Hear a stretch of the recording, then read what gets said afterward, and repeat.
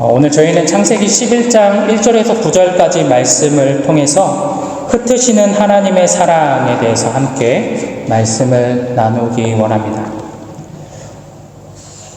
말큼 글래드웰이라는 인문학자가 쓴 책이 있습니다. 화면에 보시듯이 타인의 해석이라는 책인데요. 타인을 오해하지 않고 올바르게 이해관계를 돕기 위해 쓴 책이죠. 이 책에서는 이 저자는 세 가지 이론을 제시하게 되는데 그 세 가지 중 하나가 투명성 관념 혹은 투명성 이론이라는 내용입니다. 이 투명성 관념이라는 내용은 대부분의 사람들은 다른 사람의 행동을 보면서 그 사람의 내면 심리를 판단하게 된다는 원리이죠. 사람의 심리는 반드시 표정이나 행동을 통해 드러나게 되고 그 보이는 모습을 통해 그 사람이 어떤 사람이다라는 것을 우리는 결정하게 된다라는 것입니다.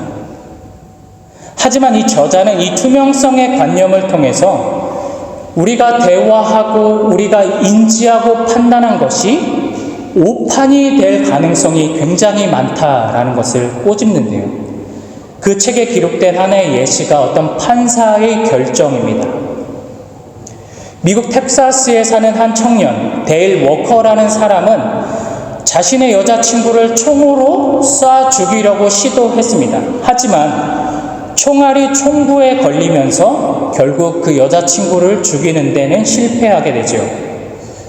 경찰은 그를 살인 미수죄로 재판에 넘기게 되는데요.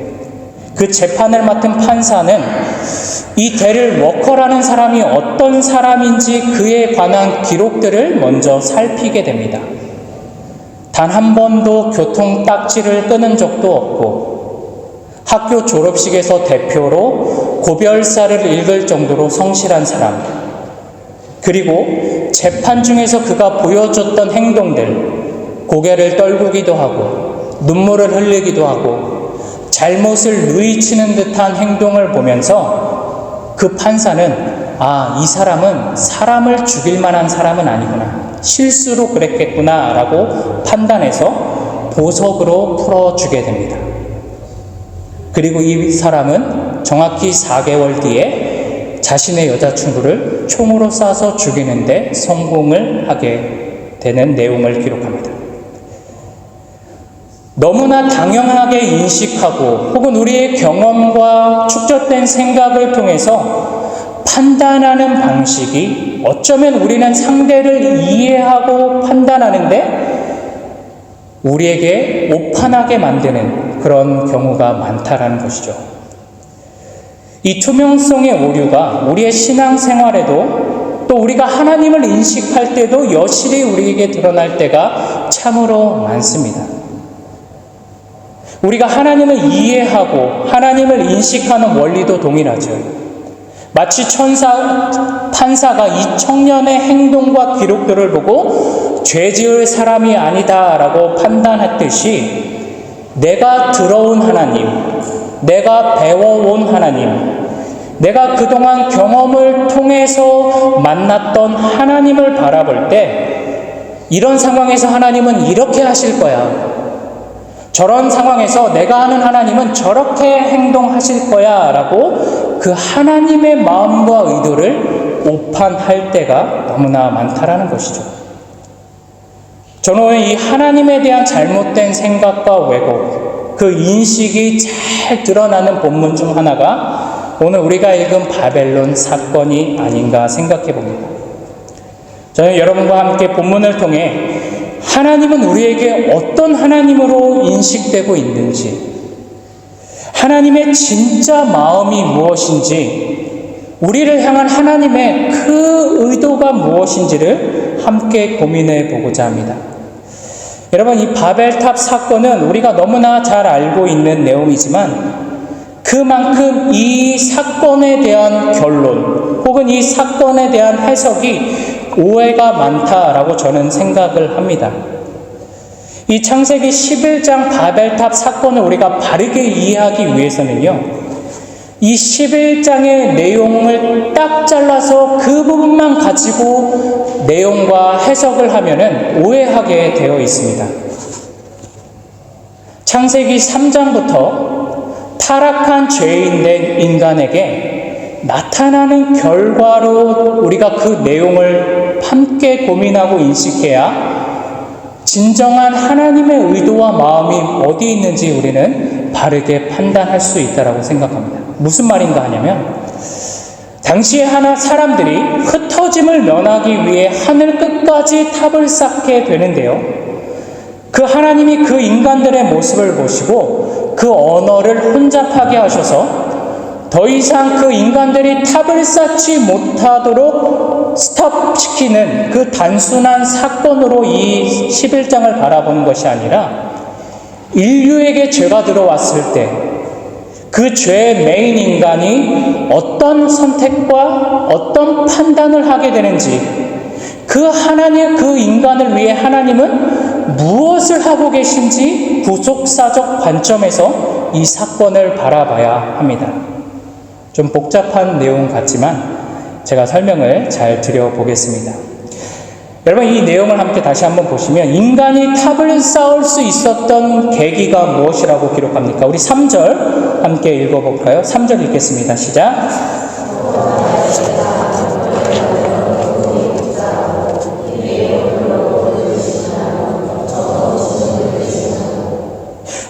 인간들이 하늘 끝까지 탑을 쌓게 된 계기가 바로 돌에서 벽돌로 그리고 진흙에서 역청으로 건축 기술이 발달했기 때문입니다. 그들의 삶이 업그레이드 된 것이죠. 기술이 발전한 거고 지혜로워졌고 더 나은 삶을 살 수 있게 된 것입니다.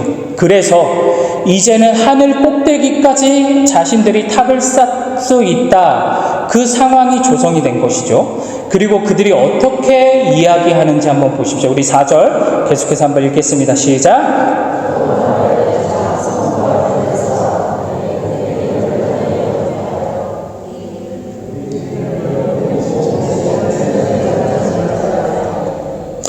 지금 성을 쌓은 이유에 대해서 말합니다. 무엇입니까? 우리의 이름을 낸다라는 것이죠. 영어 성경을 보니까 Let us make a name for ourselves 혹은 This will make us famous 이렇게 번역을 하였습니다. 즉 우리가 성을 쌓음을 통해서 타워를 쌓음을 통해서 우리를 위대하게 만들어주고 우리를 유명하게 해줄 것이며 우리가 이만큼 뛰어나고 우리가 이만큼 똑똑하고 우리가 이만큼 지혜롭다라는 것을 보여주겠다라는 의미에서 그 성을 쌓기 시작한 것이죠.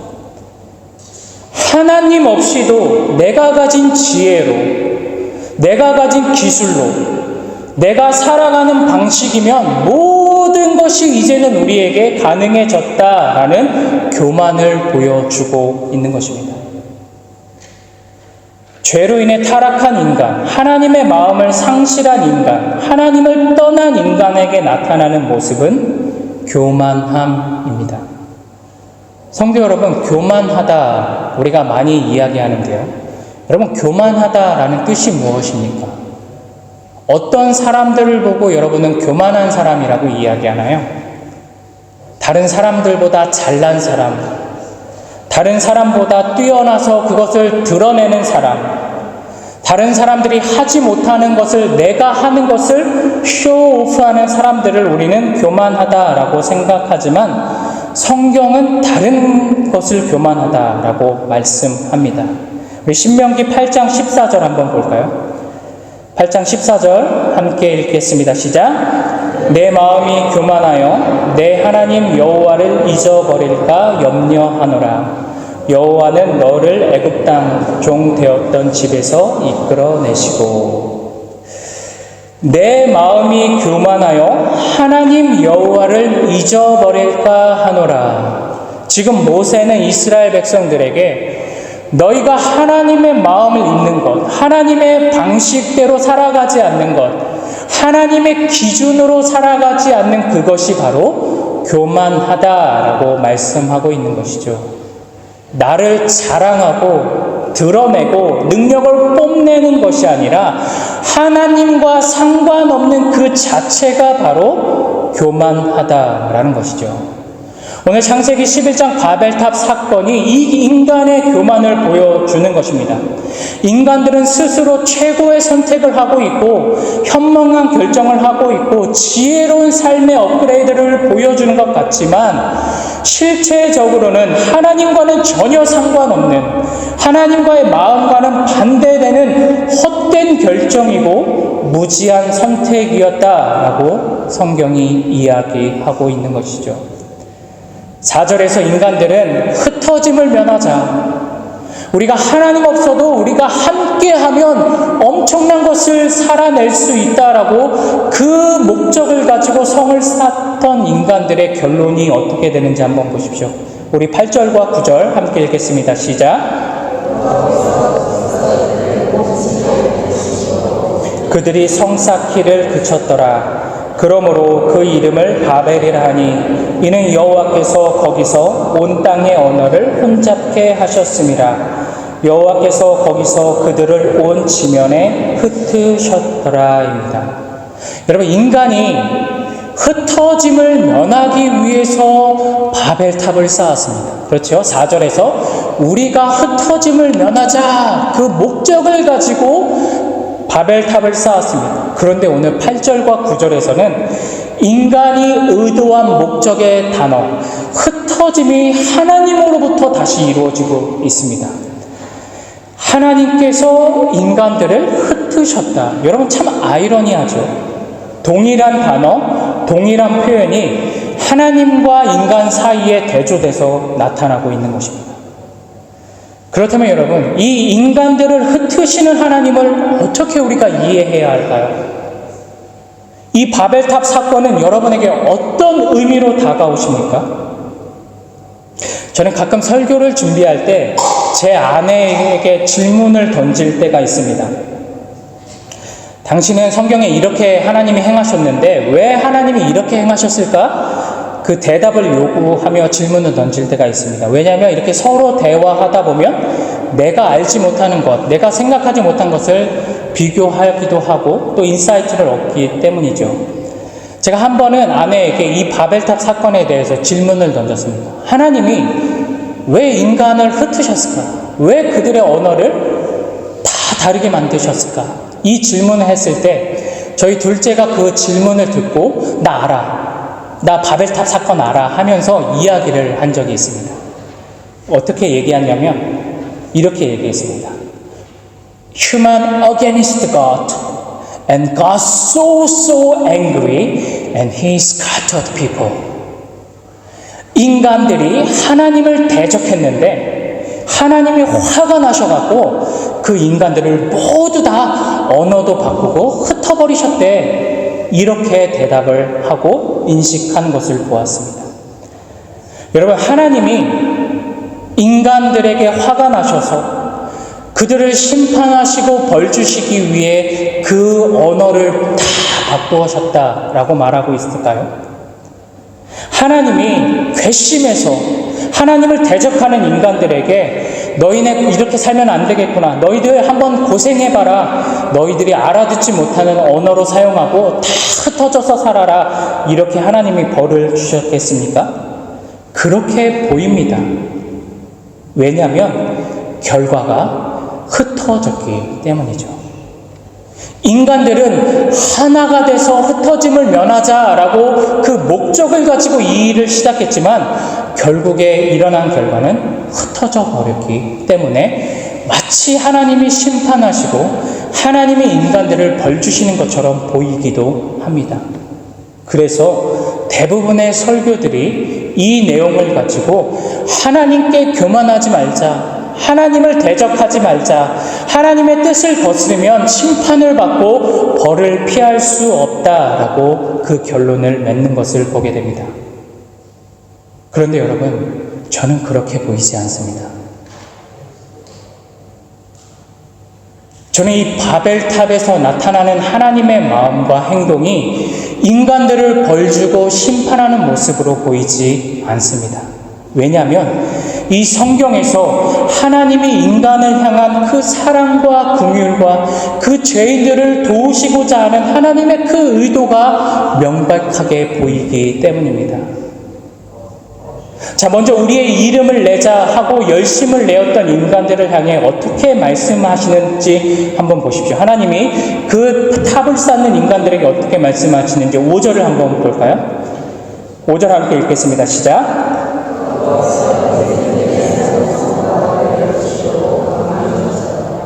예, 하나님께서 여호와께서 인생들의 쌓는 성과 대를 보려고 강림하셨더라. 개역 개정 성경은 내려오셨다라고 표현합니다. 여러분, 왜 하나님이 하늘에서 강림하셨을까요? 왜 하나님이 인간들의 성을 쌓는 모습을 보시려고 내려오셨겠습니까? 밑으로 내려가야 훨씬 더 잘 보이기 때문일까요? 아니요, 여러분, 여기 안 서보셨죠? 밑에서 보는 것보다 여기서 훨씬 더 잘 보입니다. 조시는 분 진짜 잘 보여요. 조심하십시오.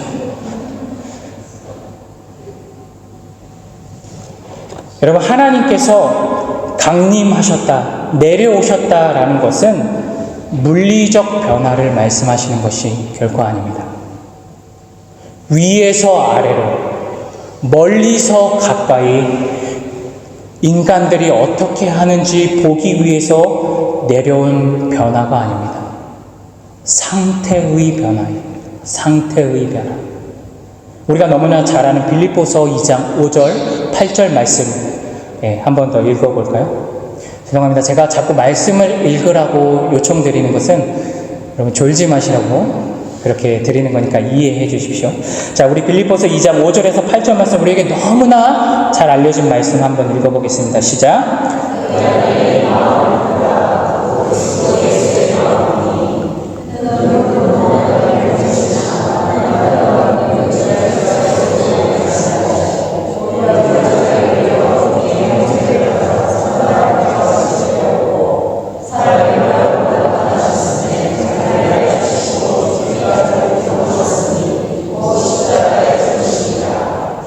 아멘.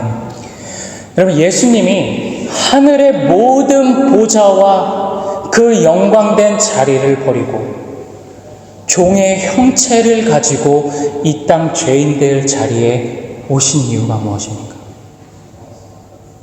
그렇게 오시지 않으면 인간들은, 죄인들은 구원을 얻을 수 없기 때문이죠.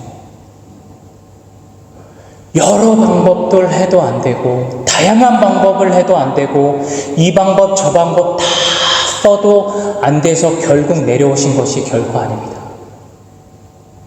하나님은 처음부터 여러 방법을 통해서, 즉 기적도 보여주시고 선지자도 보여주시고 또 주변의 나라들을 통해서 포로도 되게 하시고 수많은 방법들을 통해서 인간들의 죄 문제를 해결해 주시기도 하셨지만, 그렇게 되지 않는 이유가 무엇입니까? 하나님이 직접 십자가에서 제물로 죽지 않으시면 인간의 죄는 해결될 수 없기 때문이죠. 그래서 빌립보서 2장 5절에서 그 영광된 하나님, 창조주 하나님이 육신의 옷을 입고 죄인된 자리까지 친히 내려오시는 것은 당신이 희생해서 그 죽으심을 통해 모든 죄인을 살리기 위해 이 땅에 내려오신 것처럼, 본인들이 지혜로운 줄 알고 우리의 삶이 업그레이드 된 줄 알고 우리가 흩어짐을 면하기 위해 하늘 끝까지 탑을 쌓으면 우리가 유명하고 우리가 얼마나 잘났는지 그 교만한 인간들을 해결하기 위해 하나님이 하늘의 보좌에서 인간의 죄인의 자리까지 강림하시는 것이죠. 왜 강림하십니까? 우리 6절을 한번 보십시오. 6절. 우리 6절 함께 읽습니다. 시작.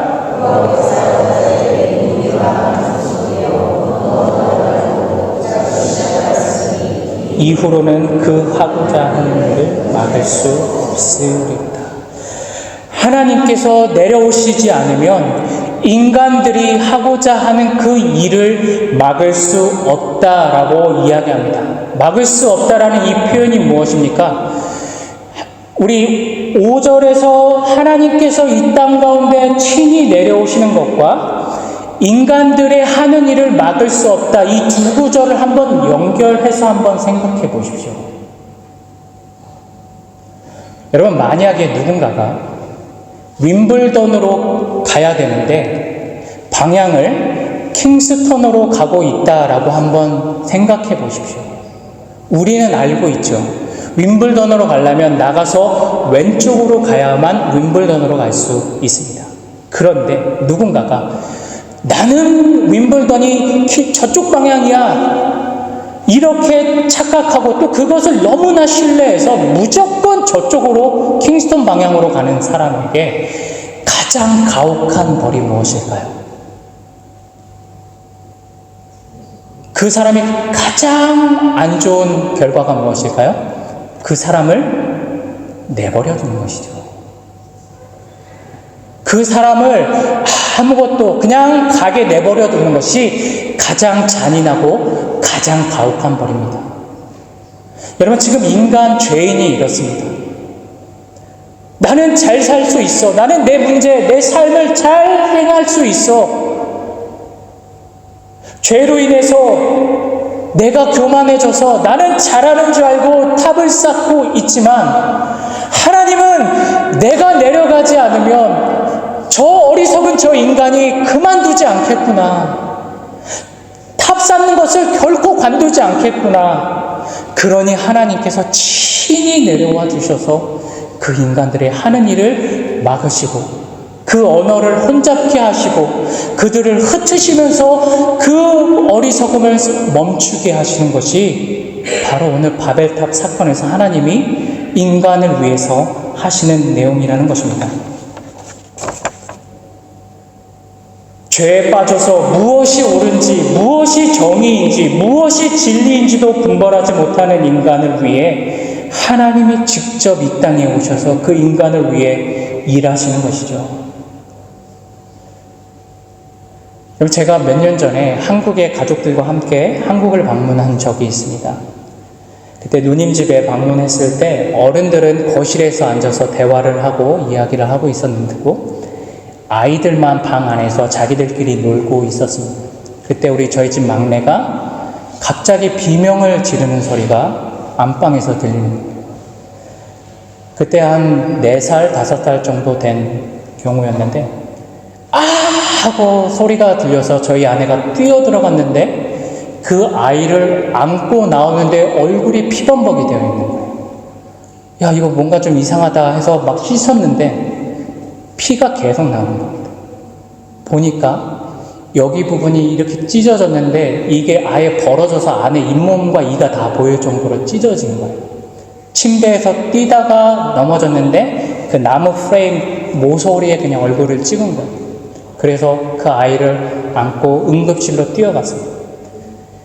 응급실 의사가 부모님 저하고 아내에게 이렇게 얘기합니다. 지금부터 좀 힘드셔도 제가 하라는 대로 꼭 하십시오. 그렇게 얘기하면서 병원 그 침대 시트지를 이렇게 몇 번 접어서 아이를 둘둘 말아요. 그리고 침대에 눕힌 다음에 엄마는 올라와서 이 아이의 몸을 잡으십시오. 그리고 아빠는 그 아이의 머리를 그 머리 위에서 잡으십시오. 그리고 부분 마취를 해서 이제 꼬매기시죠. 그 아이가 몸부림을 치죠. 죽겠다고 소리를 지르고 비명을 지르죠. 그때 그 머리를 잡은 제가 그 아이의 모습을 볼 수 있었을까요? 저는 보지 못했습니다. 너무나 마음이 아파서 고개를 푹 숙이고 그저 머리가 움직이지 않도록 끝까지 잡고 있어야 되는 것이죠. 그래야만 올바로 치유가 되기 때문입니다. 여러분, 지금 하나님이 인간을 향해서 이런 결정, 이런 행동을 하시는 것입니다. 여러분, 인간의 언어를 다르게 만든다라고 해서 하나님께 유익될 게 뭐가 있을까요? 인간들을 지면에 흩으시는 것이 하나님께 도움이 될 게 뭐가 있을까요? 하나님은 인간을 창조하시면서 그 창조의 원리와 창조의 기준대로 모든 인간이 행복하기를 바라고 잘 살기를 바라고 하나님과 교제하면서 하나님과 행복하게 살기를 원하십니다. 그 죄 때문에 인간들이 눈이 어두워졌고 하나님을 떠나서 하나님 없이도 내가 잘 살 수 있다라고 헛된 결정을 하고 헛된 행동을 하는 그 상황을 하나님이 바라보시면서 내가 내려가서 그 언어를 혼잡게 하고 그 인간들을 흩어보내시면서 그 하나님의 마음이 찢어지는 것이죠. 제발 내 창조의 질서대로 행복하게 살았으면 좋겠는데 죄가 죄인 줄도 모르고 자신들이 얼마나 부족하고 연약한지 모른 채 하나님의 의도와 상관없는 탑을 쌓는 그 인간들을 보시면서 그 언어를 혼잡해 하시고 흩으시는 그 하나님의 마음은 얼마나 찢어지며 마음이 아프시겠습니까? 그래도 하는 것이죠. 그 아이가 치료를 잘 받기 위해서는 아이가 원하는 대로 해주지 못하고 아이가 바라는 대로 해주지 못해도 그렇게 해야만 그가 치료를 잘 받고 다시 회복할 수 있듯이 하나님은 원하시지 않지만 언어를 혼잡게 하시고 그들을 흩으시면서 다시 그들이 깨닫기를 원하시고 하나님을 바라보게 하시고 하나님을 붙들기 원하시는 그 하나님의 마음을 우리는 이 바벨탑 사건을 통해 볼 수 있어야 되는 것이죠. 여러분, 이것이 하나님이 인간을 벌주시는 것입니까? 이것이 하나님을 대적하던 인간을 심판하시고 그들에게 화를, 분노를 쏟는 하나님으로 말할 수 있으십니까? 그런데 더 놀라운 것이 무엇입니까? 오늘 바벨탑 사건, 인간들은 흩어지면 망할 줄 알았습니다. 인간들은 자신들의 생각대로 하면 잘 살 줄 알았습니다. 그런데 흩어졌죠. 망할 줄 알았는데 어떤 내용이 기록되어 있는지 보십시오.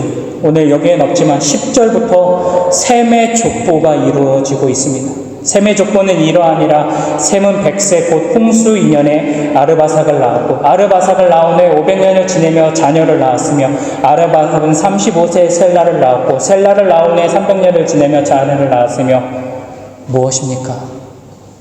번영하고 있다라는 겁니다. 여전히 번성하고 있다라는 것이죠. 인간들의 계획 속에는 흩어지면 망하는 줄 알았습니다. 그런데 하나님이 그들을 흩으셨지만 하나님께서는 여전히 그들의 삶 가운데 간섭하셔서 그들이 자녀를 낳고 번성하고 또 번성할 수 있도록 여전히 하나님은 그 뜻을, 그 계획을 이루어 가고 있다라는 것이죠. 왜 그렇습니까? 하나님이 인간을 포기하지 않으시기 때문입니다. 비록 우리는 하나님 왜 나에게 이런 문제가 일어납니까?